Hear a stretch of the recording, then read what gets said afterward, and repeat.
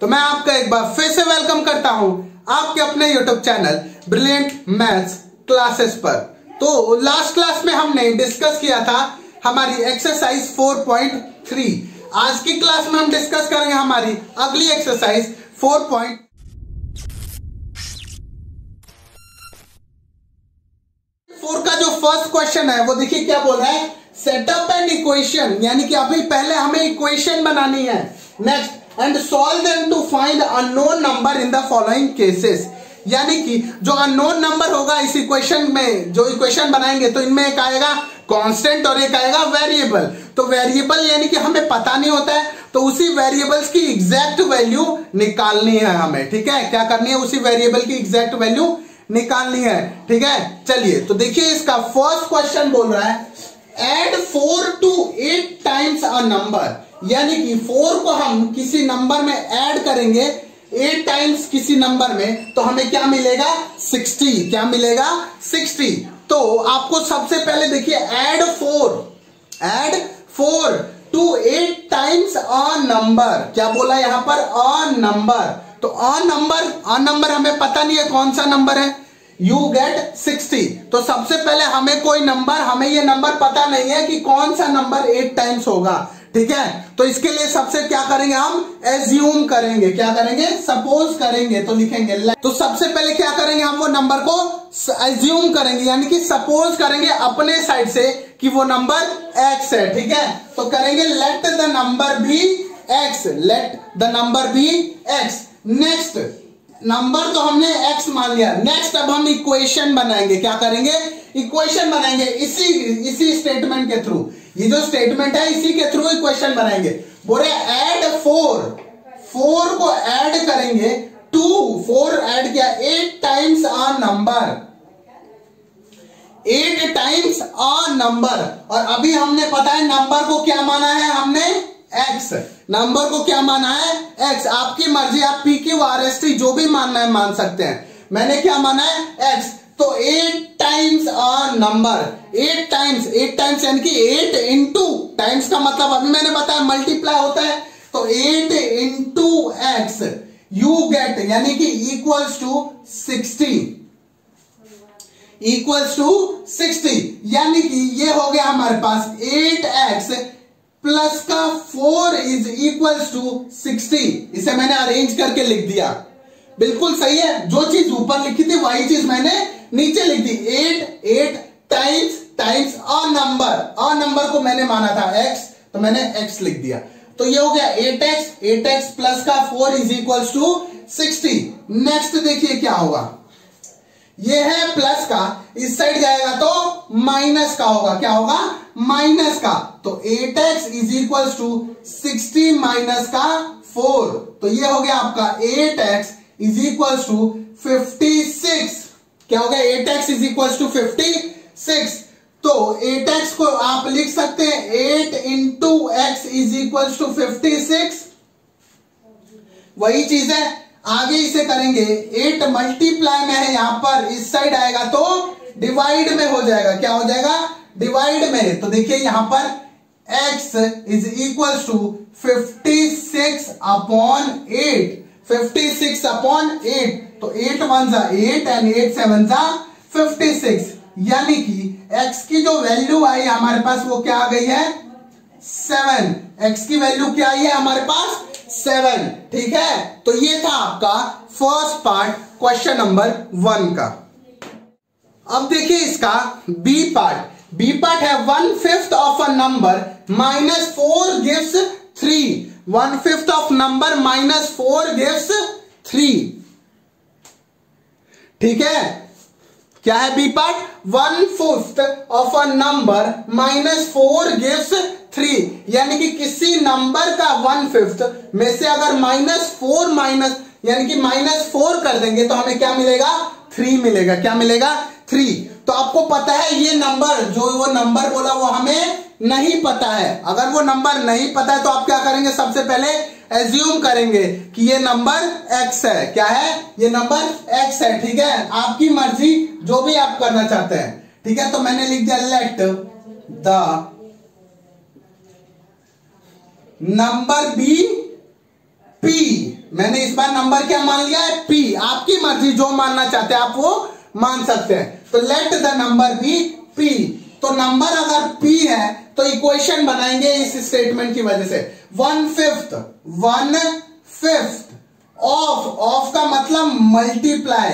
और नंबर को मैंने क्या माना है, p। और नंबर को मैंने क्या माना है, p माइनस 4 गिव्स का मतलब क्या होता है, इक्वल्स टू 3। ये आ गया हमारा इक्वेशन इस स्टेटमेंट से। इसे दोबारा रीअरेंज कर देंगे। p/5 माइनस का 4 is equals to 3। p/5 minus का 4 इज इक्वल्स टू 3।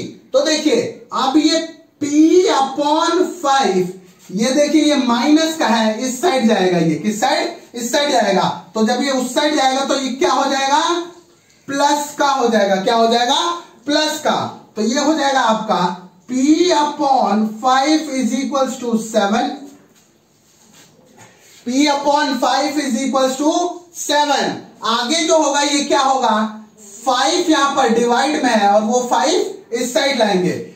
तो p is equals to 7 into 5।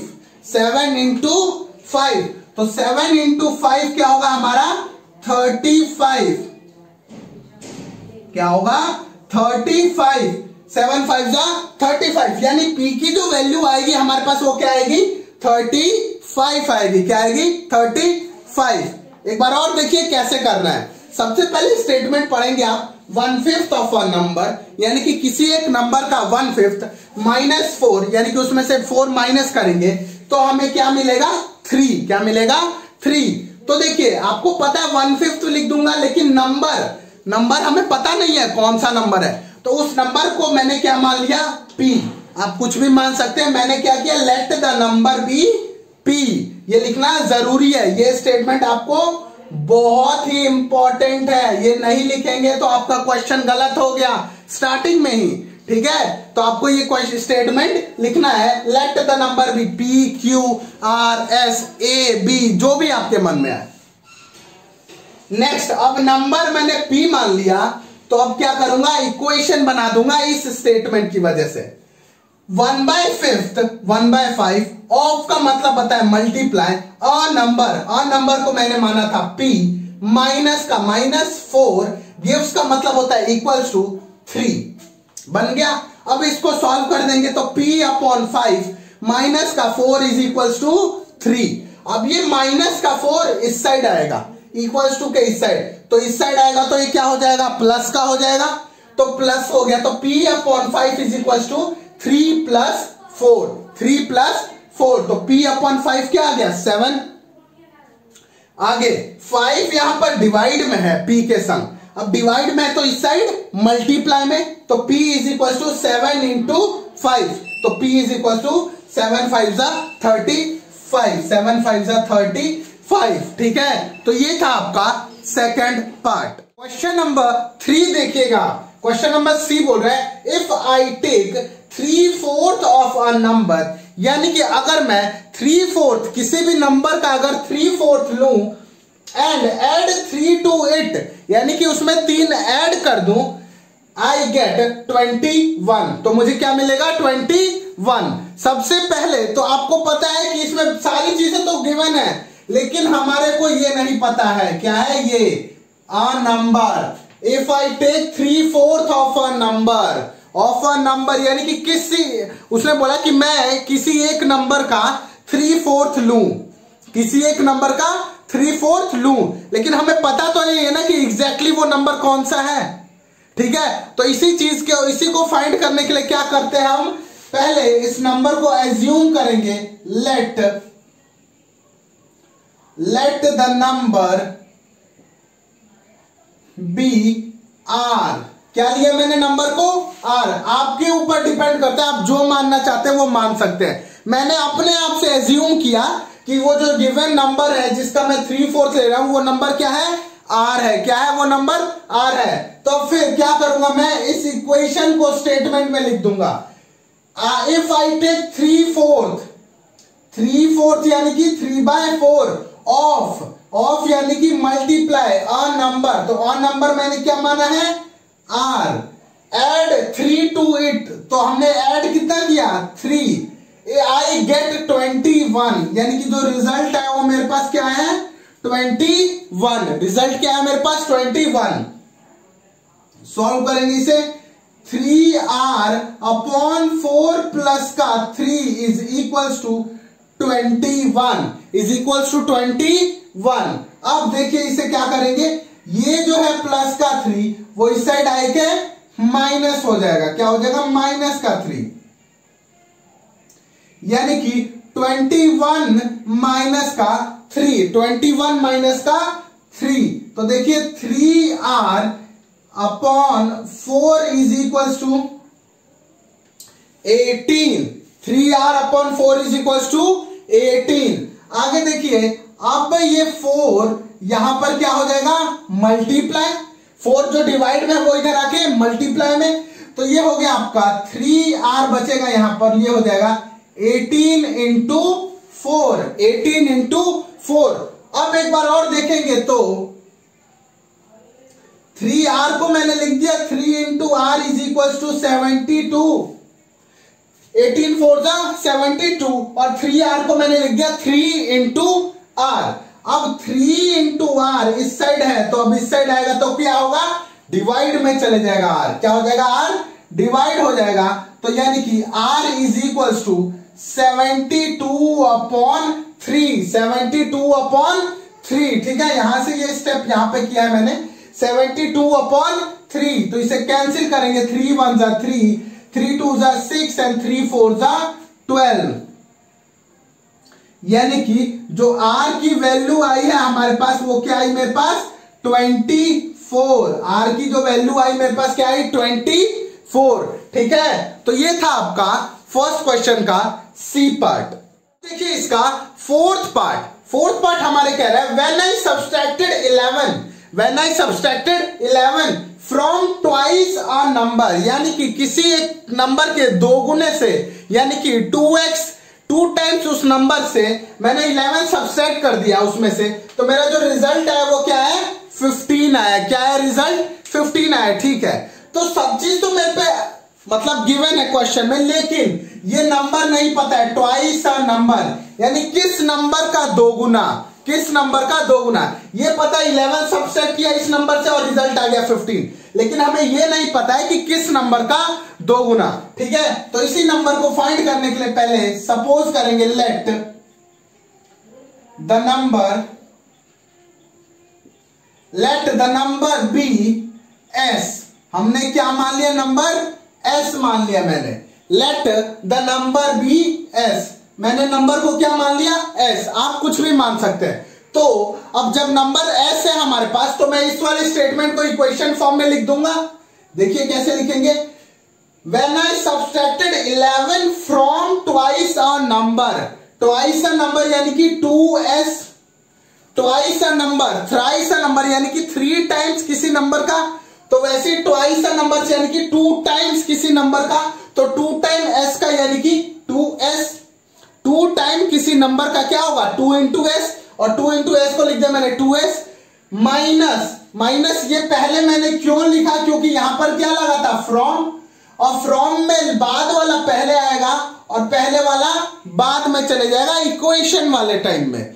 और अगर हम वो लिख रहे हैं क्या कहते हैं स्टेटमेंट लिख रहे हैं, तो बाद वाला ऑपोजिट हो जाएगा, बाद वाला पहले वाला बाद में चले जाएगा और बाद वाला पहले आ जाएगा, अगर इक्वेशन से हम स्टेटमेंट जा रहे हैं तो। और अगर स्टेटमेंट टू इक्वेशन आ रहे हैं जैसे कि यहां पर है देखिए, तो ये जो फ्रॉम के पहले है 11 वो यहां लिखेंगे बाद में, और फ्रॉम के बाद वाला जो होगा वो कहां लिखेंगे पहले, कहां लिखेंगे पहले यहां पर, ठीक है। तो 2s minus 11 the result was 15, यानी कि रिजल्ट इज इक्वल टू 15।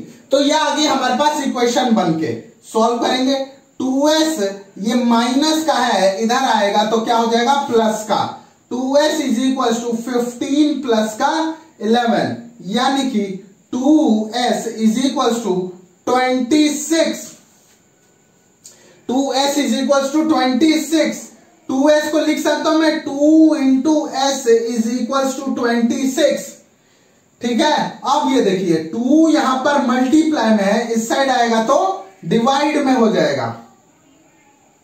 तो s is equal to 26 upon 2, 26 upon 2, तो 2 1 जा 2 एंड 13 2 जा 26। सो s की जो वैल्यू आई हमारे पास वो क्या आई है 13। s की जो वैल्यू हमारे पास क्या आई है 13। अगर आपको लगता है कि 13 गलत है तो आप चेक कर सकते हैं इस वाले स्टेटमेंट में डालकर। इस वाले स्टेटमेंट में डालेंगे या किसी पे भी डालेंगे तो आपको ये सेटिस्फाई कर देगा s की वैल्यू। जैसे देखिए इस वाले में मैं पुट कर रहा हूं यहां पर, तो s की वैल्यू क्या होगी 2 into 13 is equal to 11 plus का 15, तो ये हो गया 26 और ये भी हो गया 26। तो LHS और RHS मिल गया, इसका मतलब जो s की वैल्यू है हमारे पास वो क्या है बिल्कुल सही है। ठीक है, तो ये था आपका D पार्ट फर्स्ट क्वेश्चन का। नेक्स्ट देखिए इसका E पार्ट। E पार्ट कह रहा है Munna subtract thrice the number, यानी कि मुन्ना ने किसी नंबर का 3 गुना माइनस किया, subtract thrice the number of notebook he has, यानी कि उसके पास जो नोटबुक्स थी उसका 3 गुना उसने सब्सट्रैक्ट कर दिया, किसमें से 50 में से, तो उसको ही finds the result to be 8। तो उसके पास कितनी बची 8 नोटबुक बची, क्या है 8 नोटबुक उसके पास बच गई है। ठीक है, चलिए तो इसको करेंगे सॉल्व। तो सबसे पहले क्या बोला है Munna subtract thrice the number of notebook he has, thrice the number of notebook he has. हमें तो नहीं पता है कि उसके पास टोटल कितनी नोटबुक है, लेकिन उसने किया क्या है उस नोटबुक का 3 गुना, उसका नोटबुक जितनी भी टोटल है उसका 3 गुना थ्राइस माइनस कर दिया है 50 से। क्या किया है 50 में से 3 टाइम्स माइनस कर दिया है और फिर उससे बचा है उसके पास रिजल्ट 8 का। ठीक है, तो पहले तो लेट कर लेंगे, late the number of notebooks. मैंने नंबर ऑफ नोटबुक्स क्यों लिया, क्योंकि ऊपर बोला है thrice the number of notebook, thrice the number of notebook. तो जैसा क्वेश्चन में ऊपर बोला है वैसे हम सॉल्यूशन में करेंगे। Let the number of notebook be y, मैंने क्या लिया नोटबुक का नंबर y ले लिया, क्या लिया है y लिया है। आगे सॉल्व करेंगे इसको, तो अब इक्वेशन को हम स्टेटमेंट में लिखेंगे। ठीक है, इक्वेशन को स्टेटमेंट में लिखेंगे। तो यहां तो बोल रहा है थ्राइस द नंबर, तो ये तो हो गया 3y, बट यहां पे क्या बोल दिया उसने फ्रॉम, और वो भी किसके केस में सब्सट्रैक्ट के केस में।